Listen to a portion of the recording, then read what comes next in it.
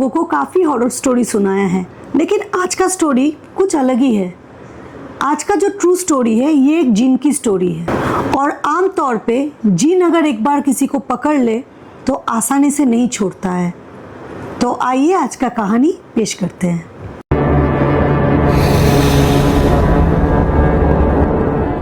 पलक class 9 में पढ़ती थी। पढ़ने में बहुत अच्छी थी और मेरे साथ ही पढ़ती थी। बहुत अच्छी लड़की थी। हम दोनों अच्छे दोस्त भी थे। तो रेगुलर हम लोग स्कूल जाते थे, गप करते थे। स्कूल के बाद हम लोग पानी पूरी खाने जाते थे। बहुत अच्छा लगता था। उसका याद मुझे अभी भी आता है।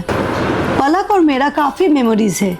एक साथ अचार खाना, पापड़ खाने जाना, टिफ़िन करना एक साथ, ट्यूशन्स भी हम लोग साथ में जाते थे और भी बहुत कुछ। हम दोनों काफ़ी वक्त एक साथ बिताते थे। खाली उसके साथ एक ही प्रॉब्लम था कि बार बार वो लोग घर चेंज करता था। पता नहीं क्यों उन लोगों को कभी एक घर पसंद नहीं आता था। रेंट पे रहते थे वो लोग। एनीवेज, उसके पापा का भी ट्रांसफरेबल जॉब था। काफ़ी जगह घूम फिर के फिर वो लोग इस्लामपुर में आए थे। 9th क्लास का पढ़ाई स्टार्ट ही हुआ था। इस समय बीच बीच में पलक अपना घर चेंज करने में बिजी हो जाती थी, एब्सेंट करती थी। उस समय उतना मोबाइल फ़ोन नहीं चलता था, इसीलिए बातचीत भी कम होती थी और क्यूरियोसिटी भी होती थी कि क्यों वो स्कूल नहीं आई, तबीयत ठीक है कि नहीं, या घर पे कुछ हुआ है कि नहीं। तो किसी और सहेली से मुझे पता चला कि वो शिफ्ट कर रहे हैं और इस बार मेरे घर का थोड़ा ही दूर में उसका घर वो लोग लिए थे। मैं एक दिन उसका घर पे गई थी घर देखने के लिए, नया घर कैसा है। घर मुझे ना देख के कुछ अजीब लगा था। ये मेरा पॉइंट ऑफ व्यू है, बट मुझे जो लगा मैं वो शेयर कर रही हूँ। थोड़ा सा पुराना जैसा था और आंगन था बहुत बड़ा घर के पीछे के तरफ, और आंगन में पेड़ पौधा था। बस मैं इतना ही देखी और ज़्यादा टाइम मैं नहीं बिताई क्योंकि मम्मी उतना पसंद नहीं करते थे घर से बाहर घूमना फिरना। घर शिफ्ट करने के कुछ दिन बाद से फिर कंटिन्यू वो स्कूल आने लगी और हम लोगों का पढ़ाई भी चलने लगा अच्छा से, क्योंकि उस टाइम पे 9th और 10th दोनों एक साथ मिला के 10th का एग्ज़ाम होता था, इसीलिए पढ़ाई का भी प्रेशर बहुत ज़्यादा रहता था। अचानक से पलक का बिहेवियर में थोड़ा सा चेंजेस आने लगा। मुझे लगा और मेरे और भी सहेलियों को लगा कि थोड़ा सा चेंजेस है इसमें। क्या बातचीत कम करने लगी थी, टिफ़िन अकेले ही खा लेती थी, कभी कभी अकेले ही स्कूल आ जाती थी, ट्यूशन बहुत एब्सेंट करती थी, ये सब।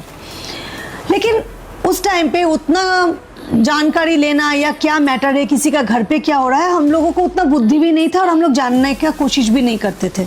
ऐसे नॉर्मल से ही हम लोग उसको सोच रहे थे कि कुछ हुआ होगा या घर पे डांट पड़ी होगी, ऐसा ही कुछ हुआ होगा। ऐसे करते करते अचानक से पलक स्कूल आना बंद कर दी। 10 दिन, 15 दिन, 20 दिन, 1 महीना वो स्कूल नहीं आ रही थी।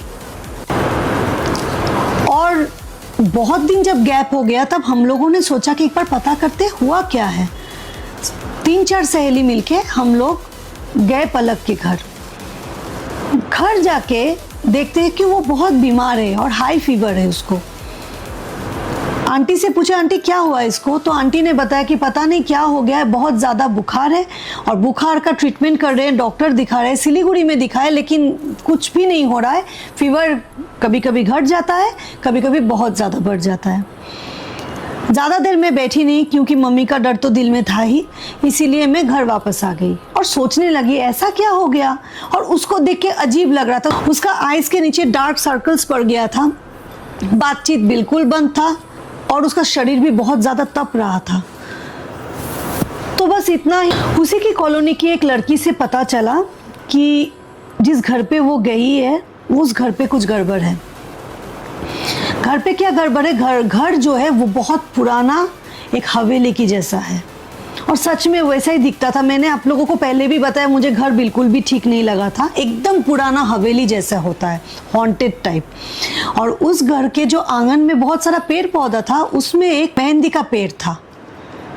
मुझे नहीं पता एग्जैक्टली कि मेहंदी का पेड़ घर पे होना शुभ होता है या अशुभ होता है, लेकिन पलक को जो प्रॉब्लम हुआ ये वो मेहंदी का पेड़ से ही हुआ। पलक का एक हैबिट था रूफ में बैठने का, क्योंकि वो पुराना हवेली था तो उसका सीढ़ी वगैरह भी टूटा हुआ था। उसकी मम्मी अक्सर डांटती रहती थी कि तुम छत पे मत जाया करो, लेकिन वो सुनती नहीं थी। स्कूल हम लोगों का 4 साढ़े 4 बजे तक होता था। उसके बाद हम लोग घर आते थे तो शाम हो जाता था। पलक क्या करती थी, पलक शाम के टाइम पे अपना लंच करके छत पे चली जाती थी और कुछ देर वहाँ अपना सिंगिंग का प्रैक्टिस करती थी। वो बहुत अच्छा गाना गाती थी तो उसको अच्छा लगता था वो एटमॉस्फेयर, खुला खुला सा, शांत सा, और वो बैठ के गाना वगैरह का रियाज करती थी। एक दिन वो गाना गाते गाते वो मेहंदी का पेड़ का एक पत्ता तोड़ लिया था शाम के टाइम, बिल्कुल अंधेरा हो गया था उस टाइम। उसके बाद से मैंने सुना उसके बाद से उसका सर भारी होने लगा। सर भारी होने के कारण वो जैसे तैसे नीचे उतर ही रही थी, सीढ़ी टूटा हुआ था और वो गिर गई।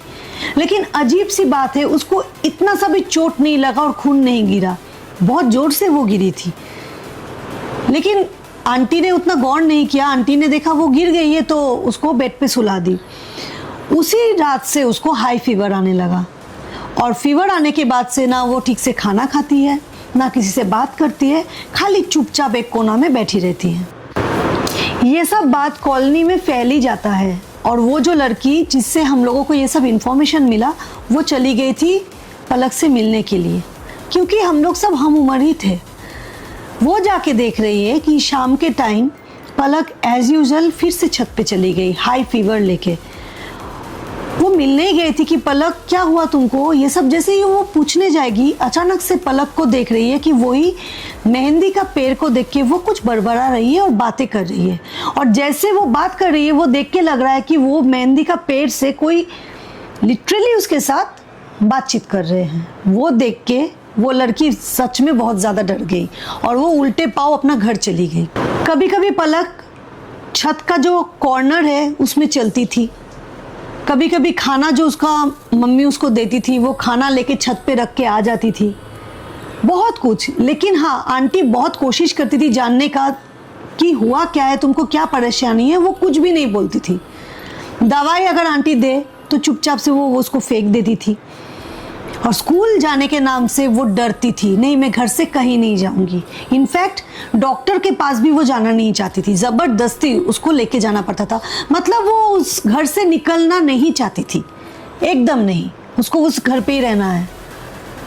वो कुछ भी बोले, मतलब उसका एक ही बात था कि डॉक्टर लाना है आप यहाँ लाइए, स्कूल को लाना है, स्कूल का टीचर को आप यहाँ लाइए, हम घर से नहीं निकलेंगे। पलक का एक एडवांटेज था कि पलक थोड़ा स्पिरिचुअल थी। वो पूजा पाठ बचपन से करती थी, उसको अच्छा लगता था। इनफैक्ट वो स्कूल में भी हम लोगों को अगर कुछ सुनाती थी तो भगवान का प्रवचन हो या कुछ भगवान का किताब हो, ये सब दिखाती थी, बोलती थी, उसको अच्छा लगता था और उससे काफ़ी कुछ मैंने सीखा भी है। आंटी को लग रहा था कुछ गड़बड़ है, आंटी समझ गई थी, इसीलिए आंटी तब मंदिर और तांत्रिक के पास जाना आना स्टार्ट कर दी। उनको लग रहा था कि नहीं, इसका एक उपाय करना ही पड़ेगा, ये डॉक्टर वाला कोई काम है नहीं। इसके बाद पलक का जो सिम्टम्स था वो दिन ब दिन बदतर होते जा रहा था। पलक अपना हेयर को कभी टाई नहीं करती थी, कभी कोम नहीं करती थी, सजना संवरना जैसे वो भूल ही गई थी। उसका शरीर, उसका स्किन एकदम डल हो रहा था। मम्मी पापा से उसका कुछ ताल्लुक नहीं था, कुछ भी नहीं, और वो इकलौती थी, इसीलिए सबकी लाडली थी। आंटी को लगा नहीं, अब उपाय तो करना ही है। आंटी अच्छा तांत्रिक के पास जाने लगी और मंदिरों में भी जाने लगी। एक तांत्रिक है तारापीठ का, वहाँ जाके आंटी को पता चला। पलक को लेके वो नहीं जा पाई क्योंकि पलक निकलना नहीं चाहती थी, वो पापा के साथ ही थी, अंकल के साथ। आंटी गई और आंटी जाके आंटी को पता लगा कि उसके ऊपर एक जिन सवार है। जिन के बारे में आंटी को उतना कुछ पता नहीं था, तो वो तांत्रिक ने कहा कि जिन ऐसा होता है कि ये कभी किसी को पकड़ लेता है तो नुकसान पहुंचाना, मतलब उसका जान ले लेता है, और उसी के साथ 24 घंटे रहता है। उसके साथ रहना, उसके साथ खाना, उसके साथ सोना, सब कुछ, और इससे छुटकारा पाना नामुमकिन है।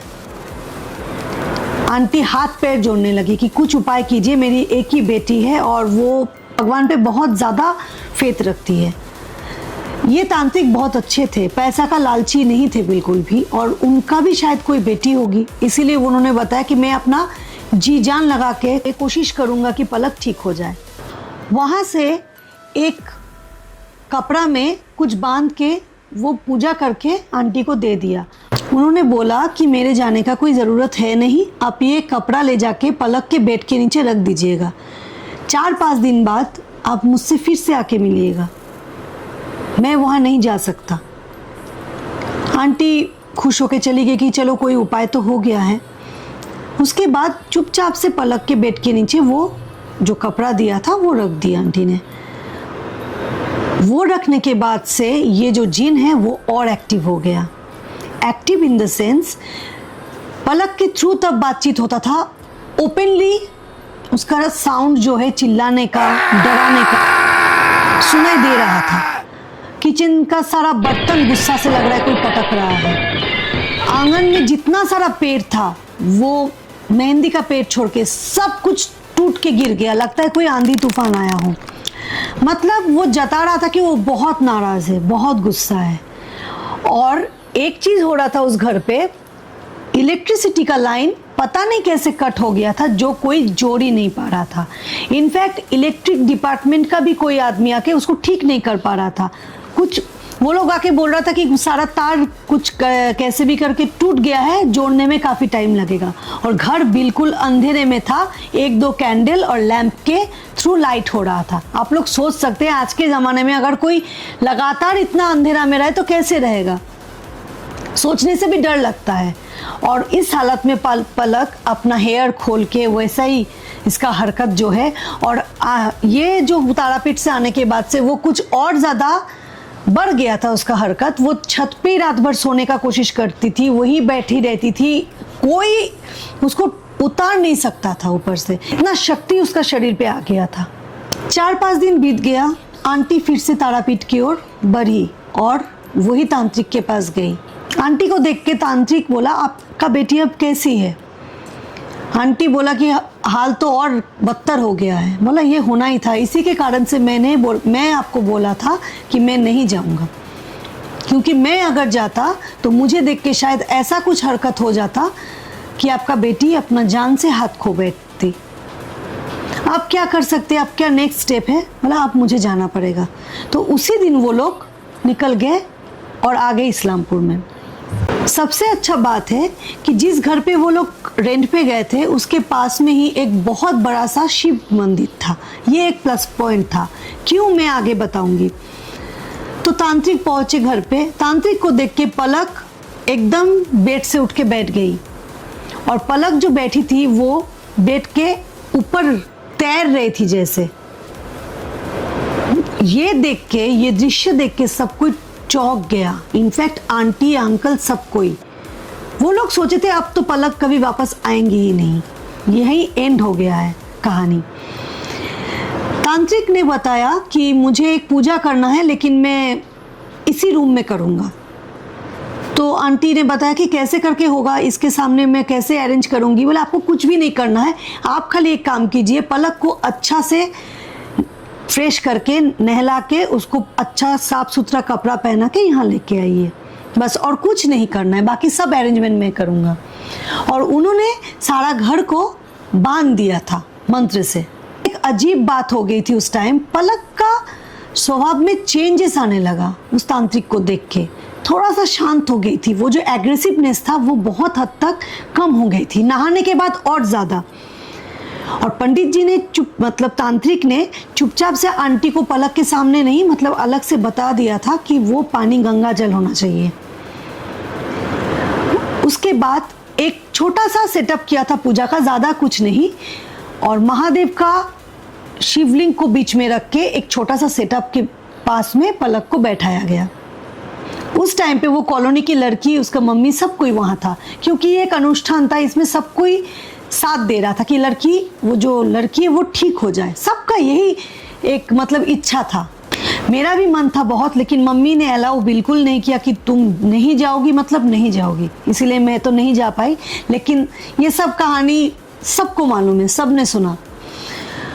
उसके बाद एक पूजा हुआ, एक अनुष्ठान हुआ। अनुष्ठान होने के बाद वो जिन अपने आप बोलने लगा वहाँ, पलक के थ्रू नहीं, उसका आवाज़ आने लगा। तांत्रिक ने पूछा तुम्हारा नाम क्या है? तब वो जिन ने बताया कि मेरा नाम अजमल है। तांत्रिक ने बताया इसको छोड़ने के लिए तुम क्या करोगे? तो बोला मैं बहुत तड़प रहा था इसीलिए मैं इस पे सवार हो गया था। बहुत कुछ हुआ, बहुत अनुष्ठान हुआ। पूजा का अंतिम चरण पे तांत्रिक ने बताया कि इसको जो तुम छोड़ रहे हो उसका क्या साइन मिलेगा। वो जाने के लिए रेडी हो गया था, छोड़ने के लिए। तब अजमल ने बताया कि मैं जब इसको छोड़ के चला जाऊंगा, मेहंदी का पेड़ जो है वो आप लोग एक बार जाके देख लीजिएगा। यही बोलने के बाद वो पलक बेहोश होके गिर गई शिवलिंग के पास। सब कोई बाहर दौड़ते हुए गए और जाके देख रहे हैं कि मेहंदी का जो पेड़ था वो 2 टुकड़ा होके गिर गया, टूट गई, मतलब कोई तोड़ के चला गया। नेक्स्ट डे तांत्रिक जाने वाले थे और पलक को लेके वो शिव मंदिर में गए जो घर के बिल्कुल नज़दीक थे। वहाँ जाके रुद्राभिषेक करवाए और पलक को बोला कि अभी तुम कैसे महसूस कर रही हो? पलक बोला बहुत अच्छा लग रहा है कि कुछ भारीपन जो था मेरे शरीर पे, मेरे सर पे, वो काफ़ी हद तक हल्का हो चुका है। फिर से वो स्कूल आने लगी, लेकिन मैंने पहले भी बताया था उसका पापा का ट्रांसफरेबल जॉब था, तो वो ट्रांसफ़र होके कहाँ चली गई आज तक मुझे पता नहीं, क्योंकि अभी हम लोग बिल्कुल भी कांटेक्ट में नहीं हैं। और वो जो घर है वो अभी भी है, लेकिन अभी उस घर पे कोई नहीं रहता है। तो ये था आज का कहानी और ये ट्रू स्टोरी है। अगर ये स्टोरी आप लोगों को अच्छा लगे तो please do subscribe my channel, like कीजिएगा, शेयर कीजिएगा, कमेंट कीजिएगा और कमेंट पे और भी मुझे सजेशन दीजिएगा। मुझे अच्छा लगेगा कि मैं अपना स्टोरी टाइम को और बेटर कैसे कर सकूं। Thank you.